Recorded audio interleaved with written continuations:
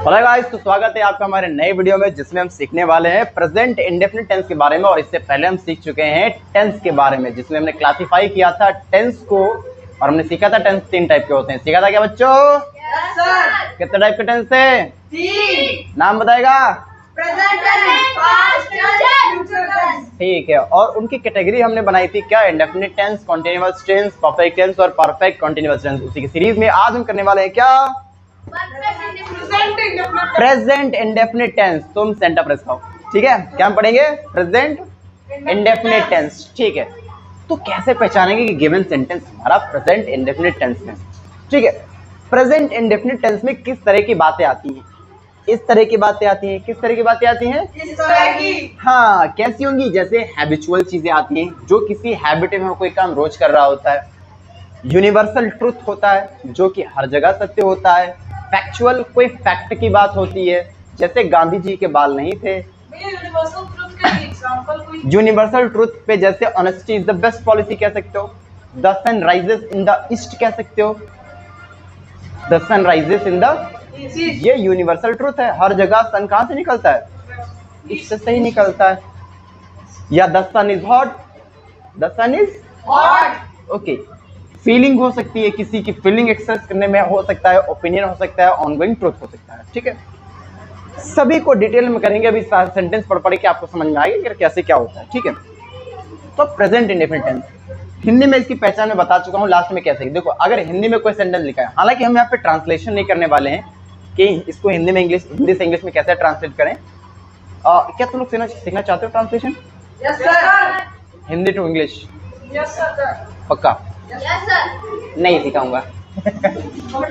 ठीक है, हाँ टाइम लगेगा। हमें सिर्फ क्या सीखना है कि टेंस की आइडेंटिफिकेशन, टेंस कैसा होता है, मतलब इंडेफिनिट टेंस कैसा होता है, उसे हमें पहचानना सीखना है, ठीक है। तो सबसे पहले इसकी अगर हम आइडेंटिफिकेशन की बात करेंगे, आइडेंटिफिकेशन, तो भैया प्रेजेंट इंडेफिनिट में आइडेंटिफिकेशन के लिए दो चीज। पहली, इसकी मेन वर्ब क्या आएगी? या तो फर्स्ट फॉर्म आएगी भैया, या एस या एस फॉर्म आएगी। आई बात सुनिए। दूसरी बात करते हैं इसकी हेल्पिंग वर्ब। किसकी बात करते हैं? Helping verb. या तो डू आवेगी या तो आ जाएगी। डज आवेगी। बता, बात समझ आ गई? तो सबसे पहले हम सीखने वाले हैं क्या? Affirmative sentence. क्या सीखने वाले हैं? अच्छा, सेंटेंस भी कई प्रकार के होते हैं। अफर्मेटिव सेंटेंस, नेगेटिव सेंटेंस और इंट्रोगेटिव सेंटेंस। इंट्रोगेटिव सेंटेंस भी दो टाइप का होता है। पहला कौन सा होता है? यस एंड नो टाइप, और दूसरा WH type. Yes and no type का ऐसे सेंटेंस होते हैं जिनका जवाब आप यस या नो में दे सकते हैं, और डब्ल्यूएच टाइप के क्वेश्चन का जवाब यस या नो में नहीं दे सकते। यानी कि वहां पर आपको स्टेटमेंट की जरूरत पड़ेगी जिसमें डब्ल्यूएच वर्ड्स आते हैं, जैसे who, what, where, when, why, ठीक। तो इसमें हम सबसे पहले पढ़ने वाले हैं क्या? Affirmative sentence. क्या पढ़ेंगे? Affirmative sentence. अफर्मेटिव सेंटेंसेस, ठीक। अफर्मेटिव सेंटेंसेस का स्ट्रक्चर कैसा होता है? स्ट्रक्चर पता है क्या तुम्हें? स्ट्रक्चर को क्या कहते हैं? स्ट्रक्चर बोले तो उसका रूल कैसे पहचानेंगे? इसका स्ट्रक्चर देखो। अफर्मेटिव सेंटेंस में सबसे पहले आएगा क्या? अच्छा, एक चीज तो हम लोग बोल रहे हैं, थोड़ी सी चीज हम लोग बोल रहे हैं, पहले उसको क्लियर कर लेते हैं। एक चीज ध्यान रखना, सब्जेक्ट आपके कितने प्रकार के होते हैं? प्रोनाउंस दो प्रकार के होते हैं ना, एक सिंगुलर प्रोनाउन, प्लूरल होते हैं ना।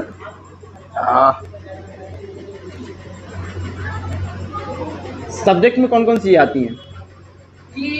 पहला आएगा ही, है ना, शी, इट या वन थिंग। वन थिंग मतलब किसी एक वस्तु का नाम। वन थिंग मतलब किसी एक वस्तु का नाम। और आई, वी, यू, दे, या फिर टू थिंग या more than two things. Two things या मोर देन टू थिंग्स का काम आएगा। बात समझ रही कि नहीं आ रही? Yes sir. पक्की बात, ठीक है। अब समझे, अब हम समझेंगे अफर्मेटिव सेंटेंस के बारे में। किसके बारे में? Affirmative sentence. Affirmative sentences. Affirmative sentences का स्ट्रक्चर कैसा होता है समझो भैया। सबसे पहले होगा भैया सब्जेक्ट। क्या होगा? सब्जेक्ट। सब्जेक्ट के बाद होता है क्या? वर्ब। ना ना ना ना ना, सब्जेक्ट के बाद होता है वर्ब। क्या होगा? अब वर्ब की कई फॉर्म आ सकती है, या तो फर्स्ट फॉर्म आएगी, या तो एस या समझा ना, प्लस ऑब्जेक्ट। प्लस क्या आएगा? और अगर अलग से भी कुछ जुड़ा हुआ है तो उसको हम प्लस अदर वर्ड्स में जोड़ देंगे। किस में जोड़ देंगे? OW माने भैया अदर वर्ड्स। ठीक है, कुछ एग्जांपल्स की बात करते हैं। जैसे बड़े भैया इधर ध्यान दो जरा। जैसे एग्जांपल के तौर पे लिखा हो, आई प्ले फुटबॉल एवरी संडे। क्या लिखा है?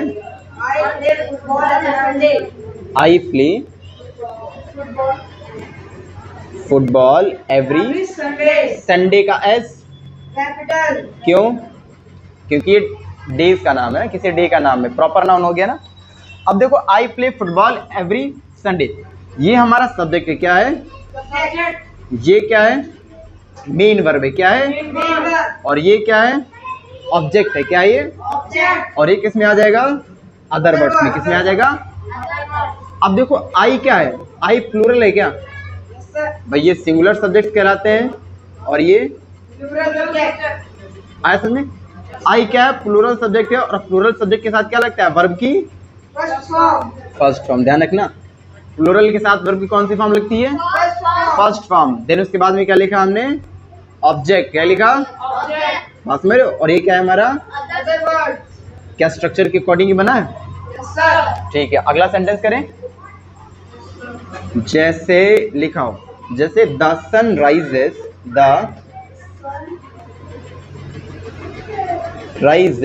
इन द ईस्ट। अब देखो, ये एक प्रकार का यूनिवर्सल ट्रुथ है कि सन कहां से राइज होता है? ईस्ट से। तो देखो, द सन, ये सन क्या हो गया? किसी एक चीज का नाम है ना, मतलब ये क्या हो गया? सिंगुलर हो गया। क्या हो गया? अब सिंगुलर होता है तो उसके साथ वर्ब की कौन सी फॉर्म आती है? एस या एस फॉर्म। तो देखो, राइज की एस एस फॉर्म क्या होती है? राइजेस। आई ना? अरे बोलो यार, कौन सी फॉर्म है ये? S form. कौन सी फॉर्म है? और बाकी ये ऑब्जेक्ट नहीं है, ये क्या है? अदर वर्ड्स में आएगा, इन द ईस्ट। बात में आ गया ना। थर्ड एग्जांपल, जैसे दे प्ले फुटबॉल डेली, वे प्रतिदिन फुटबॉल खेलते हैं। सर वो जो मतलब उसमें जो वर्ब की फर्स्ट फॉर्म है और यस यस उसमें से मतलब कोई एक ही रहेगा। हाँ, कोई एक ही रहेगा। समझ गए? दोनों एक देखो, ऐसे समझो, सिंगुलर सब्जेक्ट्स जो होते हैं उसमें वर्ब की एस या यस फॉर्म आएगी, और जो प्लूरल होते हैं उसमें वर्ब की फर्स्ट फॉर्म आएगी। ठीक है, हमेशा याद रखना। अब सब्जेक्ट को देख के तो पहचान सकते हो ना कि सिंगुलर है कि प्लूरल है। ये सारे सिंगुलर हो गए और ये सारे प्लूरल हो गए। तो देखो यहाँ पे वर्ब, देखो ये क्या प्लूरल है ना, प्लूरल के साथ वर्ब की कौन सी फॉर्म आई है? फर्स्ट फॉर्म आई है ना। दे प्ले फुटबॉल डेली हो गया, समझ गया ना। उसके बाद फोर्थ एग्जांपल, जैसे she कुक्स tasty food. She कुक्स tasty food मतलब वह स्वादिष्ट भोजन पकाती है। अब देखो, शी क्या है? सिंगुलर सब्जेक्ट है ना, इसके साथ वर्ब की कौन सी फॉर्म आई है? एस। ना बेटा, एस एस लगाया ना लास्ट में। और टेस्टी फूड क्या हो गया? ऑब्जेक्ट हो गया। क्या हो गया भाई? ये हो गया हमारा सिंगुलर सब्जेक्ट, वर्ब की एस फॉर्म, और ये क्या है? ऑब्जेक्ट। हमारी बात समझ में? पांचवा, जैसे लिखा हो, Raju eats an apple daily। eats an apple चलो डेली तो लिख दिया, इन the morning. In the Raju सुबह एक सेब खाता है। चलो राज लिख लिया मैंने, ठीक है। राज ईट्स एन एप्पल डेली। तो देखो, राज एक चीज का नाम है ना, किसी एक व्यक्ति का नाम है, ये नाउन है ना। ये हमारा कहलाएगा सिंगुलर सब्जेक्ट। क्या कहलाएगा? सिंगुलर सब्जेक्ट के साथ वर्ब की कौन सी फॉर्म आई है? एस फॉर्म आई है। और ये एन एप्पल क्या हो जाएगा? ऑब्जेक्ट। भाई खाने का काम किस पे हो रहा है? अच्छा, कैसे पहचानोगे कि ऑब्जेक्ट है या नहीं? देखो, जो वर्ब दे रखी होती है वो वर्ब किस चीज पे अप्लाई हो रहा है वही चीज क्या होता है? ऑब्जेक्ट होता है। जैसे यहाँ पर काम क्या हो रहा है? खाने का। खाने का काम किस चीज पे हो रहा है? एप्पल पे। ऑब्जेक्ट है, बस में आई। जैसे यहाँ पर आई प्ले फुटबॉल, तो प्ले का काम किसका हो रहा है? अरे बात नहीं, the sun rises in the east, अब यहाँ पर सूरज उग रहा है लेकिन किसी चीज पे थोड़ी ना उगता है, इसलिए यहाँ पर ऑब्जेक्ट मिसिंग है। ये किसमें आएगा? अदर वर्ड्स में। मेरी बात समझाई ना? Yes sir. जैसे लिखा हो, जैसे पिताजी राजू को पीटते हैं, तो काम पीटने का हो रहा है, किस पे हो रहा है? राजू पे। तो राजू क्या होगा?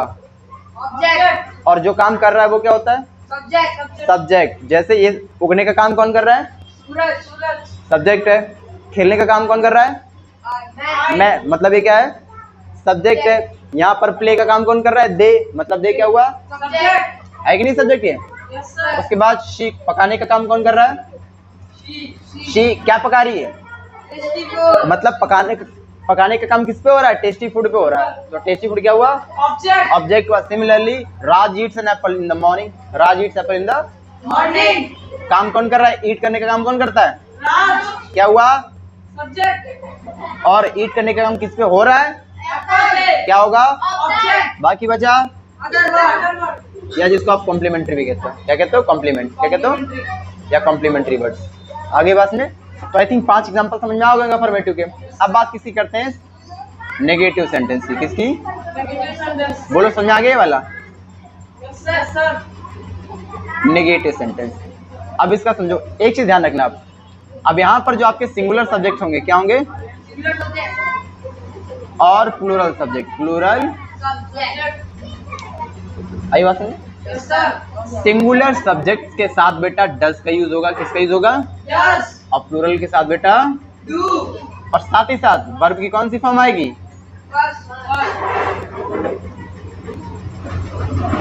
समझा गया ना?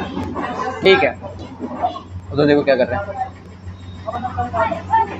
ठीक है, अब इसका स्ट्रक्चर देखो। स्ट्रक्चर कैसा होता है इसका? इसमें सबसे पहले क्या आता है बेटा?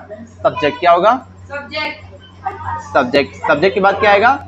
हेल्पिंग वर्ब होती है। जैसे यहाँ पर वर्ब लिखा था ना, अब ये वर्ब 2 पार्ट में बट जाएगी। किसमें? हेल्पिंग वर्ब में। हेल्पिंग वर्ब क्या है यहाँ पर? डू या डज। तो यहाँ पर डू या डज में से कोई एक आएगा ना।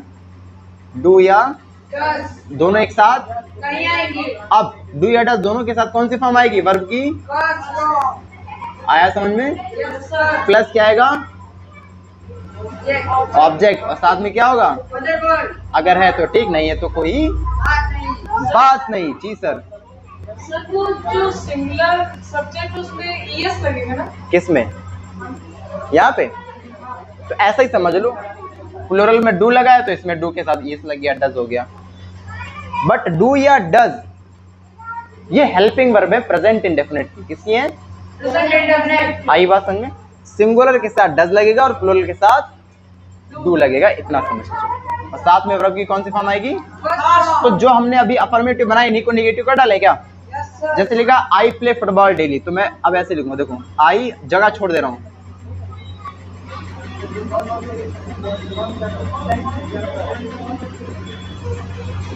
अच्छा, एवरी संडे, सॉरी।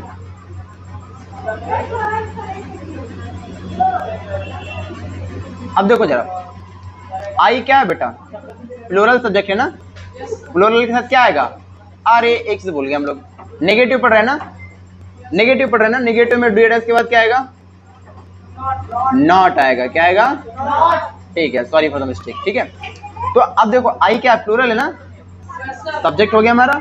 इसके बाद डू या डज में से कोई एक आएगा। और डू या डज, या तो भाई डू किसके लिए होता है? प्लूरल के लिए। डज किसके लिए?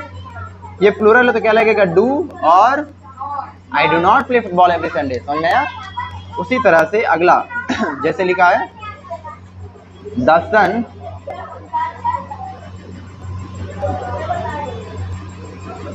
इन द वेस्ट।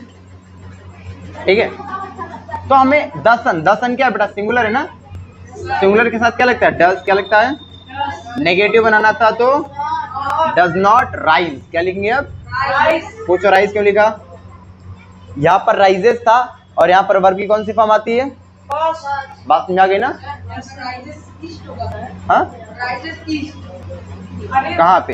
अरे हम नेगेटिव बना रहे हैं ना, तो जब भी डू या डज आएगा तो डू या डज के साथ हमेशा फर्स्ट फॉर्म आती है ना, वही लिखी हुई है।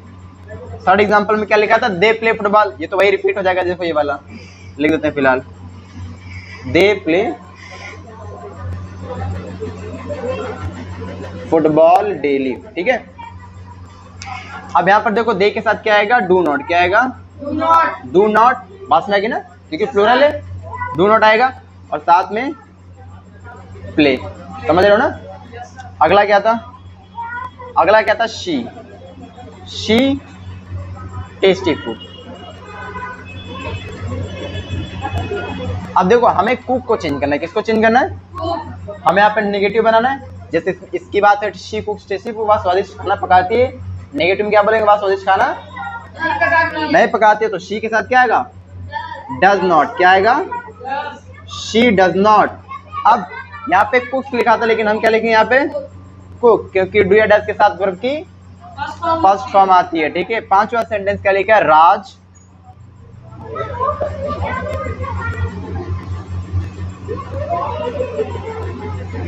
N apple in the morning, in the morning. तो राज के बाद अब देखो राज सिंगुलर है ना, तो क्या लगेगा, डज नॉट, निगेटिव बनाने के लिए राज डज नॉट। अब यहाँ पर ईट्स लिखा है ना, ईट्स के लिए क्या हो जाएगा यहाँ पे, ऐसे ये हट जाएगा, क्यों, क्योंकि डू या डज के साथ वर्ब की अब बोलो, समझा गया। एक बार फिर से रिपीट करने की जरूरत है, वीडियो को रिवाइंड करके देख लो फिर से, ठीक है, पक्का। चलो पॉज कर लो और नोट कर लो।